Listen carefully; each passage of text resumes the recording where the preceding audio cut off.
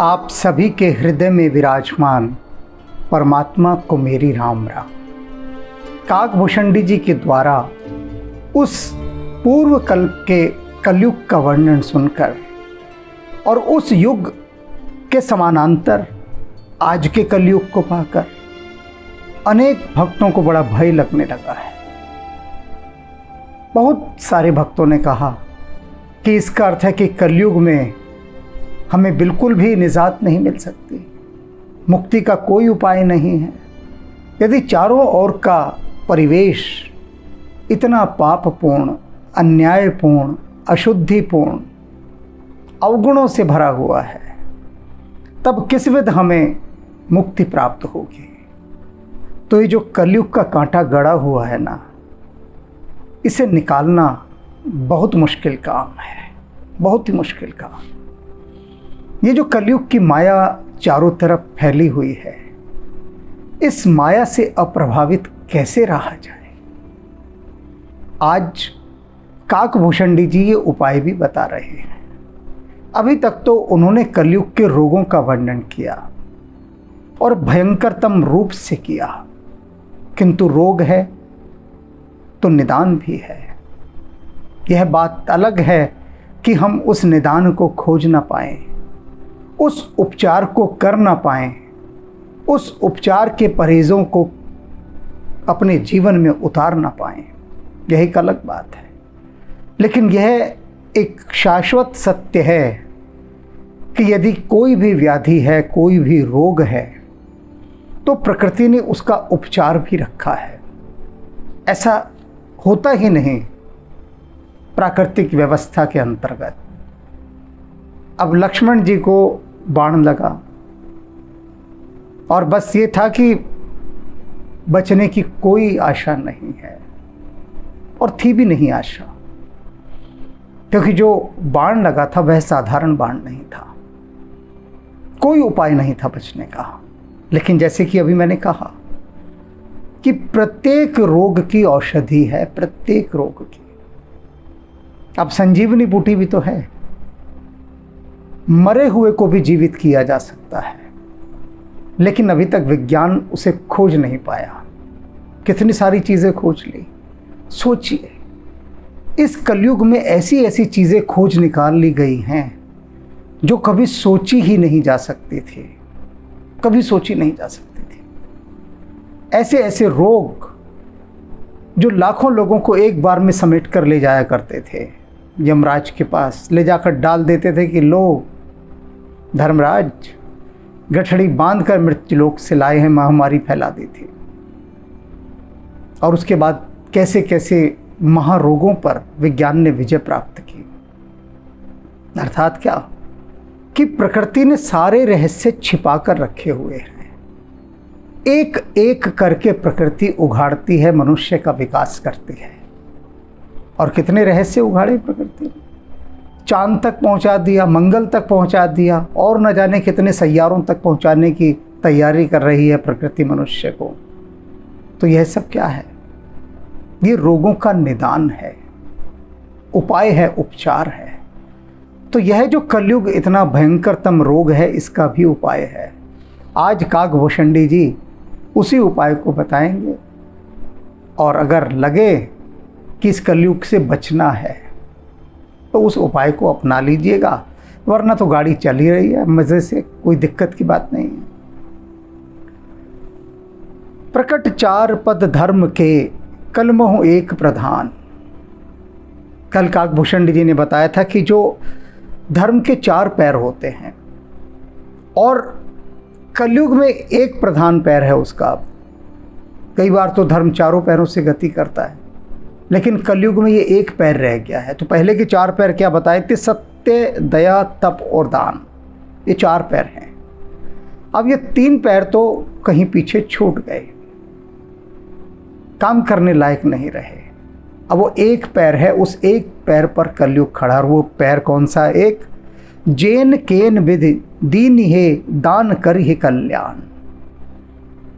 जेन केन विधि, जिस किसी भी प्रकार से, जिस किसी भी विधि से दीने दान, दिया गया दान कर ही कल्याण, करता है कल्याण।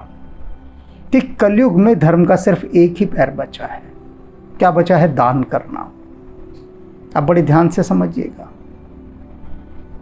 काकभूषण जी ने क्या बताया था आपसे पहले कि इस कलयुग के अंदर यदि मुक्ति पानी है तो नाम की महिमा है, कि सिर्फ कुछ मत करो, ये राम का नाम ही तुम्हें पार लगा देगा। कितना आसान काम। कहते कोई कसरत नहीं, कोई व्यायाम नहीं, कोई मशक्क़त नहीं, कोई अनुष्ठान नहीं, कोई योग नहीं, कोई तप नहीं, कुछ नहीं करना। राम का नाम क्या? पड़े पड़े लेते रहो खटिया में, गाड़ी चलाते हुए लेते रहो राम का नाम। राम में डूबना है, प्रीति के साथ डूबना है, छल कपट को त्याग कर राम के साथ डूबना है। तो राम के नाम में डूबना कितना आसान काम है, और भवसागर से पार। और धर्म का एक पैर कि यदि अपना कल्याण करना हो तो दान करो। अब दान करने में क्या जा रहा है? इसीलिए आपने देखा है ना अपने चारों तरफ कि जो लोग जितना अधिक बेईमानी से धन कमाते हैं वो बहुत अधिक धर्म के काम करते दिखाई देते हैं। कोई बड़े बड़े भंडारे कर रहा है कि हर महीने भंडारे लगा रहा है, कोई हर बृहस्पतिवार को भंडारे लगा रहा है, कोई हर मंगलवार को भंडारा लगा रहा है, और कोई चांदी का छत्र चढ़ा रहा है, कोई सोने का छत्र चढ़ा रहा है, कोई मंदिर में कारपेट भेंट कर रहा है। इसका अर्थ ये नहीं है कि जो कारपेट भेंट कर रहे हैं, जो भी कुछ दान पुण्य कर रहे हैं वो बेईमान है, इसका ये अर्थ नहीं है। लोग अपने परिश्रम की कमाई से, ईमानदारी की कमाई से भी दान करते हैं, कम करते हैं, स्वाभाविक है। अब एक आदमी बहुत मेहनत और ईमानदारी से अगर 100 रुपये कमाता है तो वो अधिक से अधिक 1 या 2 रुपये का दान कर सकता है, अधिक से अधिक, क्योंकि उसको घर परिवार भी चलाना है, थोड़ा बहुत बचाना भी है। उसके बीच में यदि 1-2 रुपये का भी दान कर दिया तो बहुत बड़ा दान है। और एक आदमी 1 अरब रुपए बेईमानी का कमा रहा है। अब 1 अरब रुपए बेईमानी का कमा कर अगर उसने 1 करोड़ रुपए दान कर दिया तो देखिए कैसा ढोल बजता है उसका। भंगड़ा करते हैं लोग, नाचते हैं, गाते हैं, दानवीर कर्ण के बाद उसी का नाम गिनाते हैं। या कितने महान दानी, कितना दान किया। और उसने 1 करोड़ दान किया, 100 करोड़ बेईमानी का कमाया। तो जो 1 करोड़ है वो क्यों किया?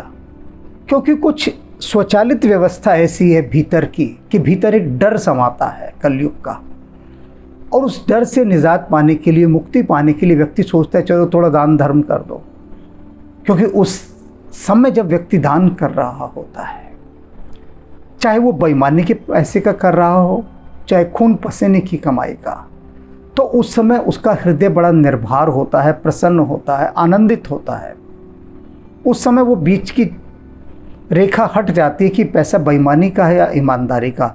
वो जो भाव है, वो जो एक्ट है दान करते समय का, वो व्यक्ति को इतना निर्भर कर देता है, उस समय इतना निर्भर कर देता है कि उसे सुख की प्राप्ति होती है। उसे लगता है कि चलो मेरे कुछ तो पाप कटे, अभी जो 99 करोड़ बचा है इसका मुझे पाप नहीं लगेगा, क्योंकि 1 करोड़ मैंने भगवान को टैक्स के रूप में दे दिया, जिसे दान कहते हैं। अब जब आप ईमानदारी से टैक्स दे दें, आपके पास कितना भी पैसा हो, आप घबराते नहीं है ना। तो भ्रष्ट और बेईमान लोग अपने मन में ये सोचकर ही तसल्ली करते हैं कि चलो कुछ करोड़ रुपए का दान कर दिया ना, अब ठीक है, अब हम मुक्त हो गए, भगवान हमें पाप नहीं चढ़ाएंगे। अब थोड़ा और 100 करोड़ की बेईमानी की जाए, फिर 1 करोड़ दान कर देंगे। क्यों यहाँ पर ये कहा जा रहा है कि दान की इतनी महिमा है कि दान देने से कल्याण होता है? इसे समझिए, इसे बहुत ज़रूरी है समझना। पहले एक आध्यात्मिक चुटकुले के माध्यम से समझाता हूँ। आज तक आपने चुटकुले सुने होंगे, कुछ लोग अश्लील चुटकुले सुनाते हैं, जिसे नॉनवेज चुटकुले कहते हैं। कुछ चुटकुले यूं ही बस मजाकिया होते हैं, कुछ व्यंग्य करने वाले, लेकिन आपने कभी आध्यात्मिक चुटकुले नहीं सुने होंगे, और सुने होंगे तो समझे नहीं होंगे।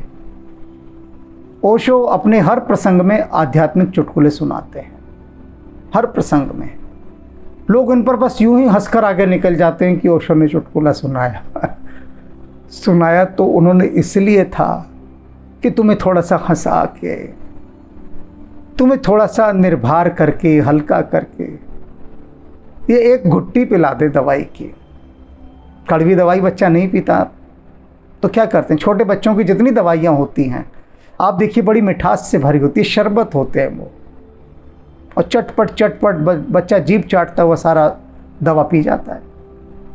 तो ओशो ने देखा कि सारे बच्चे कि नहीं खिलाई जरा सी कड़वी दवाई की ये भागे, तो उन्होंने उनके लिए बहुत मीठी मीठी सी दवाइयाँ रखी थी, कड़वी नहीं रखी थी। और जो रखी थी वो सर्जरी थी, वो सीधी सर्जरी करते थे फिर, और सर्जरी ऐसी करते थे कि फिर लोग भाग भाग खड़े होते थे। तो जो मीठी दवाई थी उनकी एक मीठी दवाई सुनाता हूँ। ओशो का एक पात्र है, प्रेरणादायी काल्पनिक पात्र, मुल्ला नसरुद्दीन। अब मुल्ला नसरुद्दीन जा रहा है अपनी अंटी में अशरफियाँ लेकर, और रास्ते में बदमाश मिले और लुटेरों ने नकाब डाले हुए थे, पहचानते थे मुल्ला को कि इसकी अंटी में पैसा है, अशरफियाँ। बोले मुल्ला सारी अशरफियाँ दे दे। मुल्ला बोला लाहौल भी लाखों है, क्या बात कर रहे हो, अरे अशरफियाँ और मैं तुमको दे दूँ ना, हम ना देंगे अशरफियाँ। तो लुटेरे बोले कि मुल्ला दे दे, नहीं तो हम तुझे मार डालेंगे, जान से मार डालेंगे। मुल्ला बोला बेशक से मार डालो, जान से कोई परवाह नहीं, जान की परवाह कौन करता है, अरे मुफ्त में मिली है जान, इस जान को पाने के लिए हमने कोई मेहनत मशक्क़त की, कुछ भी तो नहीं किया, आँख खोली और देखा तो जान हमारे अंदर थी, ले लो जान, जान का क्या, मुफ्त में मिली है, पर पैसा ना देंगे, ये हमने बुढ़ापे के लिए रखा है, पैसा बड़ी मेहनत से कमाया है, बड़ी बेईमानियों से कमाया है, पैसा नहीं देंगे, जान ले लो, जान तो मुफ्त की है। अब ये आध्यात्मिक चुटकुला कितना गहरा है कि मनुष्य की पकड़ कलयुग में धन के ऊपर इतनी अधिक होती है, इतनी अधिक होती है कि अगर धन जाए तो लोगों के प्राण चले जाते हैं। कितने मैंने प्रसंग ऐसे सुने कि व्यक्ति का व्यापार नष्ट हो गया, पैसा समाप्त हो गया, वो कहता है आत्महत्या कर लो, खुदकुशी कर लो। क्यों? पैसा खत्म हो गया, हम गरीब हो गए, दिवाली हो गए। क्यों? क्योंकि उन्होंने पैसे को ही अपना प्राण माना हुआ था। अब जब प्राण समाप्त तो वो कहाँ से जी पाएगा? तो लोगों ने धन के साथ, पैसे के साथ अपने प्राणों को इतना एसोसिएट कर लिया है, इतना संयुक्त कर लिया है कि धन जाते उनको लगता है सब कुछ चला गया, सब कुछ बर्बाद हो गया। मेरे पास हज़ारों व्हाट्सएप आते हैं, हज़ारों लोगों के खूब रोने धोने के, इतना रोना धोना कि जिसके कोई हिसाब नहीं। और सारा रोना धोना किसके लिए? कि हमारे पास पैसा नहीं है, नौकरी नहीं है, गरीबी है, कर्ज चढ़ गया है। और रामकृष्ण परमहंस क्या कहते थे कि पैसा नहीं मिला, स्त्री नहीं मिली, इसके लिए लोग घड़ों आंसू बहाते हैं, धाड़े मार मार के रोते हैं कि हाय पैसा नहीं मिला, नौकरी नहीं मिली, लेकिन ईश्वर नहीं मिला। इस बात को लेकर किसी के भीतर कण मात्र की भी व्याकुलता नहीं होती, आंसू बहाना तो दूर की बात है। वे कहते हैं जिस दिन ईश्वर नहीं मिला, इस बात को लेकर आपकी आंखों से अश्रु बहने लगे, उस दिन जान लीजिएगा कि आपकी बात बनने आरंभ हो गई है। तो कह रहे हैं कि जेन केन विधि दीन ही दान कर ही कल्याण। किसी भी प्रकार से, किसी भी विधि से यदि आप दान देते हैं तो आपका वह दान कल्याण करता है। अभी बहुत कुछ समझना बाकी है यहाँ, बहुत कुछ, ये बड़ा गहरा प्रसंग है और इसके एक एक हिस्से को मैं समझाऊंगा। चारों तरफ अंधेरा, इसके चारों तरफ अंधेरा, और वहाँ प्रकाश फैलाना है। क्योंकि अगर एक अंश भी अंधेरे का रह गया ना तो फिर बात बिगड़ जाएगी। तो कि जिस किसी भी प्रकार से किया गया दान, अब ये समझ लीजिए, लोग कहते हैं कि दान बड़े सोच समझ कर देना चाहिए। कहते हैं ना कि अगर बिना सोचे समझे किसी कुपात्र को, किसी अपात्र को दान दे दिया तो आपको पाप लगेगा। सभी ने सुनी होगी ये डायलॉग, चारों तरफ मशहूर है डायलॉग। तो लोग कहते हैं नहीं भाई, हम तो बड़ा सोच समझ कर दान देंगे, सही जगह दान देंगे, गलत जगह दान नहीं देंगे। अब पहले तो तुम्हें क्या पता कौन सी जगह सही है, कौन सी गलत है। जो दान ले रहा है वो तो यही दिखाएगा कि जी मैं आपका दान बड़ी सही जगह इस्तेमाल करूंगा। तो वो कहाँ करे आपको क्या पता, क्या पता आपको। मैं एक छोटा सा प्रसंग सुनाता हूँ। शादी के बाद पहली दीपावली थी, और हम अपनी ससुराल गए थे, जैसे सभी जाते हैं। स्वाभाविक होता है, दीपावली से पहले सभी अपनी ससुराल जाते हैं मिलने। अब सर्दी पड़ रही थी, उस दिन काफ़ी सर्दी थी। रात को हम भोजन इत्यादि करके सब कोई 11:30 के आसपास निकले होंगे, तो जो सोसाइटी का गेट था वहाँ पर चौकीदार बैठा था, बूढ़ा चौकीदार। उसने नमस्ते की और जो थोड़ी ओस पड़ी हुई थी गाड़ी के शीशे के ऊपर विंड स्क्रीन पर, उसे साफ किया और एक तरफ खड़ा हो गया। अब मैंने निकाल के उस समय 100 रुपये उसके हाथ में रख दिए। 100 रुपये भी बहुत होते थे उस समय। तो जो हमारा पड़ोसी था वो भी अपने रिश्तेदारों को छोड़ने आया हुआ था बाहर, उधर हमारी ससुराल का पड़ोसी।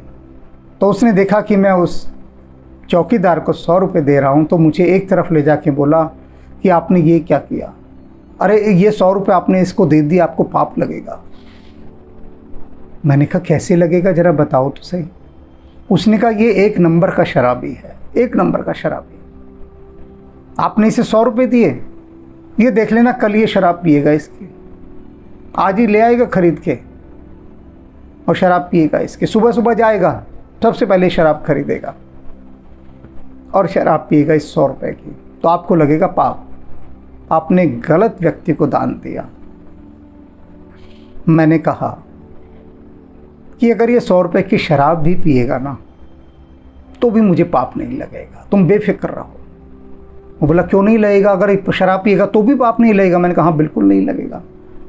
वो बोले क्यों नहीं लगेगा? मैंने कहा इसलिए नहीं लगेगा क्योंकि मैंने कुछ सोचा नहीं इसको देते समय दान, कि इसकी शराब पिएगा या दूध पिएगा, ये जो मर्जी करे, इसको दे दिया। अब ये इसके विवेक पर आधारित है। मैंने सिर्फ किस लिए दिया कि इसका थोड़ा सहयोग हो जाए, इसकी थोड़ी सहायता हो जाए, इसके अतिरिक्त मेरा कोई भाव नहीं था कि ये भी थोड़ा सा दिवाली मना ले अपने। हम कितने कितनों को दिवाली पर क्या क्या नहीं देने जा रहे हैं, क्या क्या नहीं देने जा रहे, एक से एक महंगा उपहार देने जा रहे हैं। और दिवाली का मौका है, दस्तूर भी है, तो क्या हुआ अगर इसको मिल गया और इसने शराब भी पी ली। अगर ये शराब भी पीता है तो अगर इसको उसमें ही आनंद मिल गया तो कोई बात नहीं, मैं नहीं दूंगा तो भी ये पिएगा अगर इसे पीनी होगी तो। और ज़रूरी थोड़ी ना कि शराब ही पिए, ये तो तुमने सोचा है। हो सकता है ये अपने बच्चों के लिए मिठाई ले जाए, कुछ और ले जाए, तो तुम इसके भीतर घुसकर थोड़ी ना बैठे हो। तुमने तो बाहर बाहर से देख लिया कि ये शराब पीता है। और जो लोग शराब नहीं पीते, जो बड़े अच्छे काम कर रहे हैं, गौशालाएं चला रहे हैं और भंडारे कर रहे हैं और कुछ कर रहे हैं, तुम उनको दे आओ तो इस बात की क्या गारंटी है कि वो तुम्हारा पैसा सही जगह इस्तेमाल करेंगे? गारंटी किस बात की है? यहाँ किसी बात की गारंटी नहीं। आप अपनी ही गारंटी ले लें, इतना ही बहुत बड़ी बात है, इतनी बहुत बड़ी बात।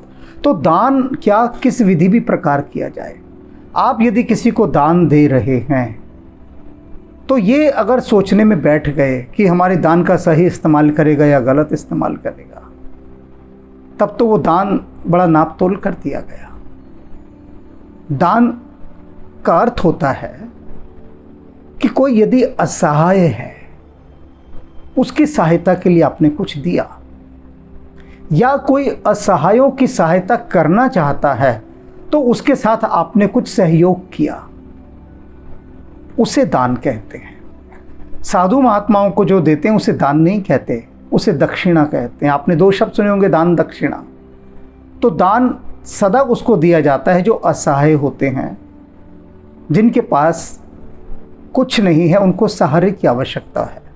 और दक्षिणा उसको दी जाती है कि जिसको देने के बाद आप स्वयं को धन्य मानते हैं कि मैं धन्य हुआ कि साधु ने मेरी दी हुई दक्षिणा स्वीकार कर ली, मैं धन्य हुआ। दक्षिणा आप श्रद्धा से भर कर देते हैं, भाव से भर कर देते हैं, और उसमें भी तो धन ही जाता है। तो धन से क्यों कल्याण हुआ कि धन प्राणों की तरह है, यानी आप अपनी जान निकाल कर देते हैं जब भी किसी को कुछ पैसा देते हैं। इसलिए देखा होगा 1-1, 2-2 रुपए के पीछे लोग जान ले लेते हैं एक दूसरे की। मैंने कई बार पढ़ा अखबार में कि 2 रुपए के पीछे चाकू मारकर जान ले ली। क्यों?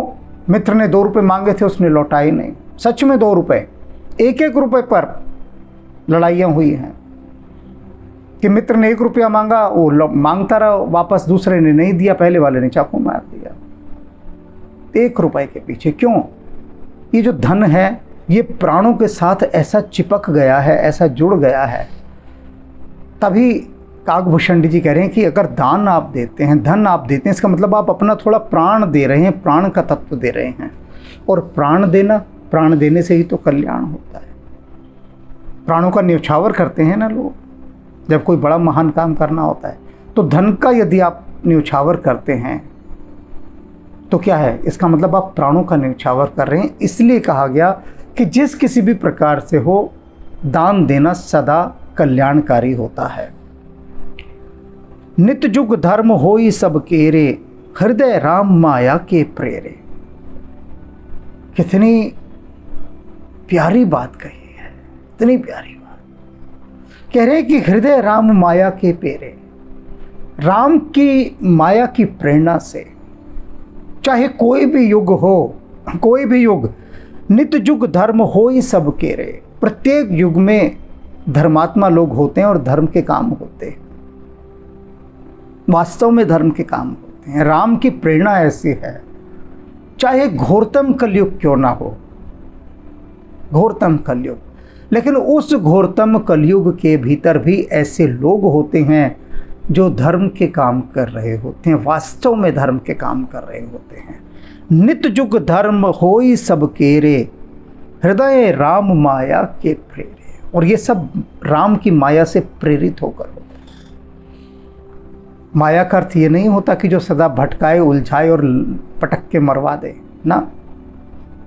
राम की माया शुभ भी बहुत करवाती है। राम की प्रेरणा, राम की माया से जो प्रेरणा होती है, उससे प्रेरित होकर राम की माया यदि अनुकूल हो जाए तो फिर तो वो आपको भरमाएगी थोड़ी ना, भटकाई थोड़ी ना, आपकी सहयोगी हो जाएगी।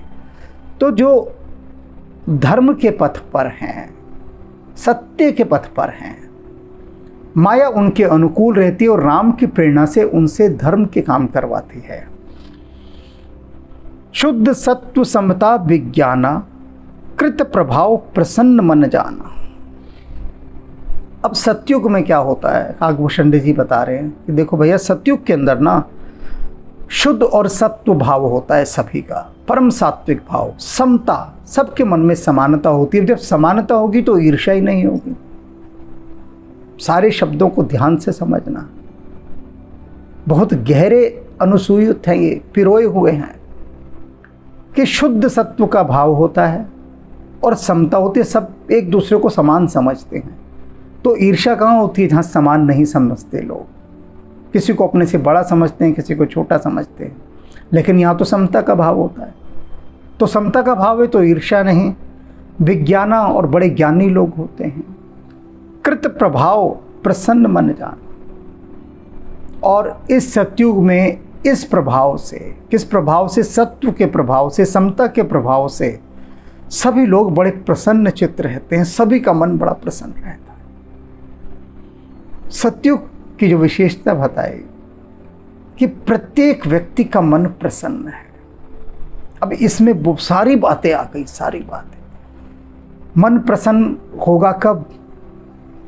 जब स्वस्थ व्यक्ति होगा, स्वास्थ्य है, बड़ा अच्छा स्वास्थ्य है, कहीं शरीर में किसी प्रकार की कोई दुविधा नहीं, कोई बाधा नहीं, कोई परेशानी नहीं, शरीर पूर्ण रूपेण स्वस्थ है, मन प्रसन्न होगा।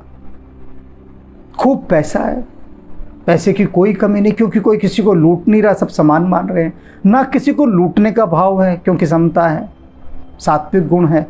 तो जब ये दोनों चीज़ें भीतर हैं तब क्या है कि परम संतोष है। अब जब परम संतोष है तो मन प्रसन्न है, आपके घर में कोई क्लेश नहीं, खूब पैसा है, अच्छा स्वास्थ्य है, तो बताइए आप तो खुश रहेंगे ही ना रहेंगे? ऐसे अनेक लोग मैंने देखे हैं कि जो ये गाना गाते हैं, यानी उनका पूरा व्यक्तित्व ये गाना गा रहा होता है, पूरा व्यक्तित्व, कि खुशी मिली इतनी कि मन में ना समाए, पलक बंद कर लूं कहीं छलक ही ना जाए। ऐसे अनेक लोग हैं कि जिनको राम जी ने सब कुछ दिया है, सब कुछ, लेकिन फिर भी उनके मन में शुक्राने का भाव नहीं है। अच्छा स्वास्थ्य दिया, अच्छा परिवार दिया, खूब पैसा दिया, सब कुछ दिया। मैंने खुद देखे अनेक लोग ऐसे कि सब कुछ दिया जिनको भगवान ने, सब कुछ दिया, वे सदा प्रसन्न रहते, सदा प्रसन्न। बेहिसाब पैसा है, लेकिन अपने पर लुटाएंगे सारा पैसा, देंगे किसी को नहीं। अपनी सुविधाओं पर, अपने ऐशो आराम पर वे ये मानकर चलते हैं कि राम ने जो उनको इतनी बेशुमार दौलत दी है वो सिर्फ उड़ाने के लिए दी है, उन्हीं के लिए दी है, उस पर और किसी का कोई हक नहीं, न किसी को दान देने की कोई ज़रूरत। बस अपनी अय्याशियों पर जितना उड़ा सकते हो उड़ाओ, जितना उड़ा सकते हो, और वो उड़ाते हैं, खुलकर उड़ाते हैं। तो ऐसे लोग परम प्रसन्न रहते हैं। अब ऐसे ही लोग सतयुग में थे, लेकिन अंतर इतना था कि वो समानता के भाव थे, शुद्ध सात्विक भाव होता था, तो मन प्रसन्न रहता था। और कलयुग का तो बड़ा प्रसिद्ध गाना है, सीने में जलन आंखों में तूफान सा क्यों है, इस शहर में हर शख्स परेशान सा क्यों है, हर शख्स परेशान सा क्यों, जिसे देखो वही तनाव में, चिंता में, भाग दौड़ की जिंदगी में, बेचैनी में, असंतोष में दिखाया। सीने में जलन आंखों में तूफान सा क्यों है, इस शहर में हर शख्स परेशान सा क्यों है। और सतयुग में सभी परम प्रसन्न है। तो मन का भेद, सतयुग का और कलयुग का डिफरेंस, ये इतना बड़ा अंतर इस अंतराल में देखा ना आपने। सत्व बहुत रज कछरति कर्मा, सब विधि शोक त्रेता कर धर्मा। अब त्रेता का धर्म क्या होता है कि सत्व बहुत सारा सात्विक भाव होता है, रज कुछ रजोगुण भी होता है, और उसी रजोगुण के साथ सब लोग अपने कर्म में रत रहते हैं, कर्मयोगी होते हैं। सब विधि सुख त्रेता का धर्म, हर विधि से उनके पास सुख होता है, और ये त्रेता का धर्म है। बहुरज, अब बहुत सारा रजोगुण है। स्वल्प सत्व, स्वल्प माने बहुत ज़रा सा सात्विक गुण होता है, राजसिक गुण बहुत होता है, सात्विक बहुत कम होता है। सत्व कछ तामस, और कुछ तमस का भी अंश होता है, तामसिक अंश। द्वापर धर्म हर्ष भय मानस, और द्वापर के अंदर क्या होता है, मनुष्यों के मन हर्ष और भय दोनों से डोलते रहते हैं। सतयुग में क्या होता है, सतयुग में मन केवल प्रसन्न होता है, उसको ना कोई दुख होता है ना कोई शोक होता है, क्योंकि विज्ञान यानी ज्ञानी लोग हैं, समता वाले लोग हैं, ज्ञानवान लोग दुख को उपलब्ध थोड़ी ना होते हैं, ना कष्टों को उपलब्ध होते हैं। सतयुग में मन प्रसन्न, और द्वापर के अंदर क्या होता है, ये मन हर्ष और भय के बीच में डोलता है, पेंडुलम की तरह घड़ी के, एक बार बहुत खुश है, एक बार बहुत दुखी है, परेशान है, भयभीत है। और त्रेता में तो सुखी है ही वो। अब आती है बारी कलयुग की। तामस बहुत, तमोगुण की बहुत प्रधानता होती है कलयुग में, बेहिसाब तमोगुण होता है, रजोगुण थोड़ा, और जो रजोगुण है उसकी मात्रा बहुत कम होती है। कली प्रभाव विरोध चहु ओरा, और कलयुग का प्रभाव क्या होता है, चारों तरफ केवल विरोध ही विरोध होता है। सतयुग में क्या है, समता, चारों तरफ समता है। जब समता है तो कोई किसी का विरोध ही नहीं कर रहा, सब एक दूसरे को समान समझ रहे हैं, समानता का व्यवहार कर रहे हैं। जब समानता का व्यवहार होगा तो विरोध कहाँ से होगा। लेकिन कलयुग में कली प्रभाव विरोध चहु ओरा, चारों ओर विरोध ही विरोध, विरोध ही विरोध। अब इसे समझ लीजिए एक बहुत छोटे से उदाहरण से, दैनिक जीवन के उदाहरण से। प्रतिदिन व्यक्ति न्यूज़ चैनल देखता है बैठकर, वरना उसकी रोटी हजम ना हो।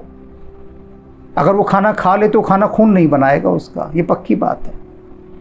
कलयुग का व्यक्ति यदि न्यूज़ चैनल नहीं देखेगा तो उसकी सांस अटक अटक कर चलेगी, दिल की धड़कन रुक रुक कर धड़केगी, खून बनना बंद हो जाएगा, क्योंकि खाना हजम नहीं होगा। इसीलिए तो व्यक्ति सुबह से रात तक न्यूज़ चैनल देखता रहता है, क्योंकि वो न्यूज़ चैनल ही उसकी शक्ति है जीवन की। उसमें राजनीति की खबरें होती हैं, राजनीति में ही उसका सारा आकर्षण है। ये राम शाम तो गए सब एक तरफ, उनसे कोई लेना देना नहीं। वो 2 मिनट के लिए सुबह घंटी बजा लेंगे, बस 2 मिनट के लिए सुबह बोल देंगे राधे राधे, ओम नमः शिवाय, राम राम, जय हनुमान, जय श्री कृष्ण, बस हो गया काम, बात ख़त्म। अब लोगो धंधे पे, खोलो न्यूज़ चैनल, जो मिले उससे बात करो राजनीति की। और राजनीति में क्या है?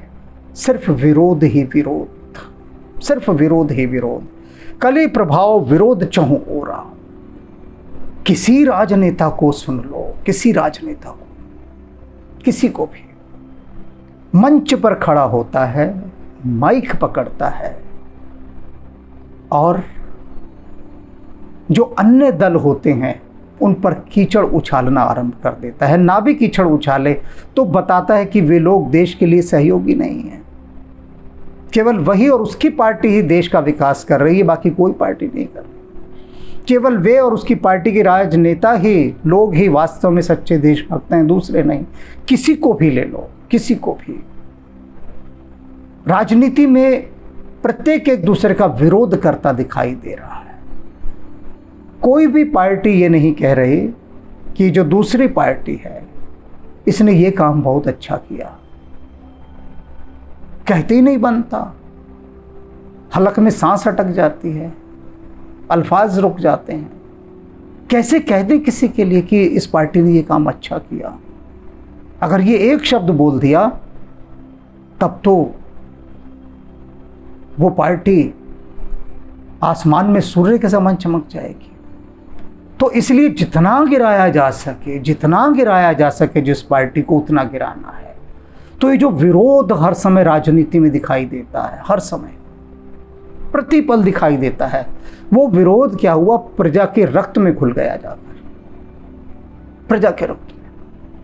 अब मैंने देखा है कि पार्टी में पता लगा एक आदमी विद्रोही हो गया, उसने पार्टी से विद्रोह कर दिया।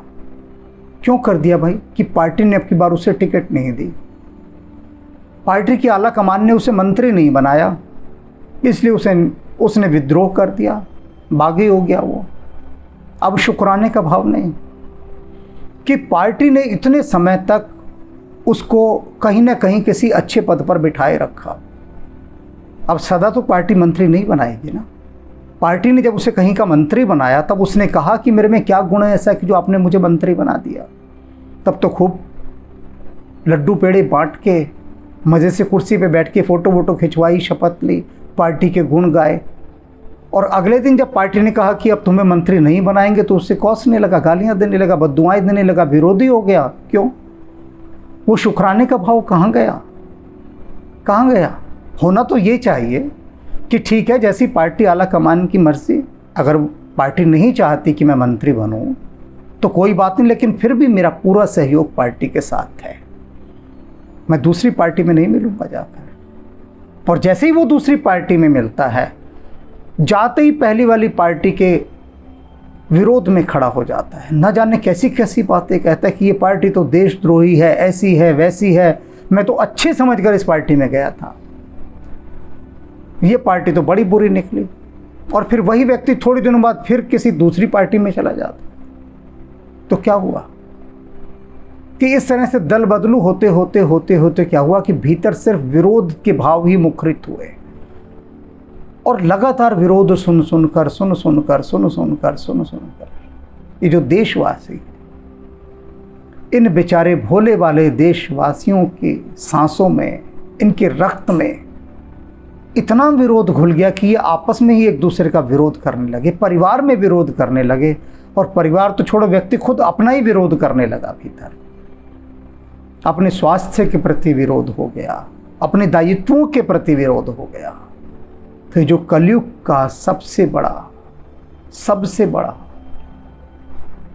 जो महान दोष कह लीजिए, विशेषता कह लीजिए, गुण कह लीजिए, वह है विरोध। लोगों में इतना विरोध हो गया है, और विरोध से पैदा होती है नफरत, घृणा। आपको इससे बचना है, खुद को बचाना है, खुद को बचाना है। तो जितना समय इन न्यूज़ चैनलों को देखने में लगाते हो ना, उतना समय स्वाध्याय में लगाओ, आत्मचिंतन में लगाओ, राम के भजन में लगाओ उतना समय। और उसके बाद जो खून बनेगा, उसके बाद जो श्वासें होंगी वे परम पवित्र होंगे। अभी बहुत कुछ बताना बाकी है, आगे बहुत कुछ बताना। अभी वह औषधि नहीं बताई है मैंने जो काकभूषण जी बताने जा रहे हैं कलयुग से बचने की। अभी तो जो ये बातें हैं ये सजगता की हैं जो मैंने बताई कि अगर हमें भीतर से विरोध खत्म करना है तो अपने मन को इधर उधर न लगाकर